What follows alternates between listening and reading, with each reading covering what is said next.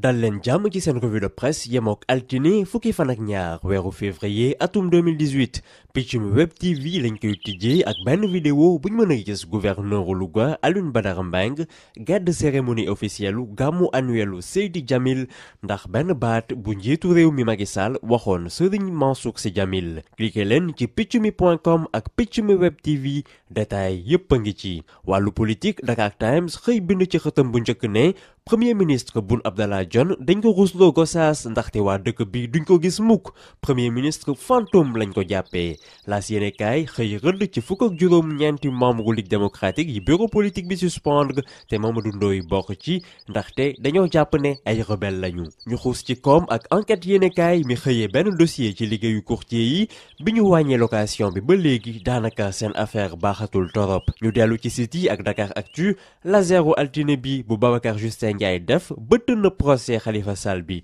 nee na Khalifa Sall ni mu bëggee bokk ci présidentielu 2019 bokk na ci li ko gàllankoor tàggat yaram stade yéenekaay lañ ciy àndal coupe CAF tour préliminaire génération foot daan na club bi di Misr Al Makassa di waa Égypte ñaari bal ci dara waa Maroc RS Berkane ñoom am nañ ndam ñaari bal ci benn ci Mbour Petite Côte mi ñu rouge seen capitaine Mame Adama Gueye bitimi réew Baye Oumar Niass Alfred Mendy ak Demba Ba lakk nañu caax yi stade yéenekaay moo ñu ko xamal ñu jeexale Dakar Times yéenekaay mi def ab enquête ci sexualité précoce Sénégal laajte nañu yenn sénégalais yi seen xalaat ci li ni mel li ci tukkee mooy waajur yi amatuñu jotu yar gune yi ni mu waree gune yi itam kenn demul ñu des ndaxte fi jamono toll ñoom dañoo jël seen yoonu bopp yéenekaay ak site yaa ngi leen di xaar ñu yendoog jàmm